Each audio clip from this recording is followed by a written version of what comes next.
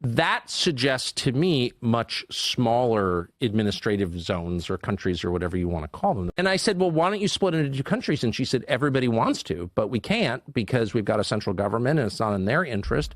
And I thought that's the story of a lot of the world. Yeah. It really is that, like, I have a lot in common with my neighbors. I lived on a street in Washington for many years where I think everyone on the street voted differently from the way I vote. There were a bunch of different races on the street.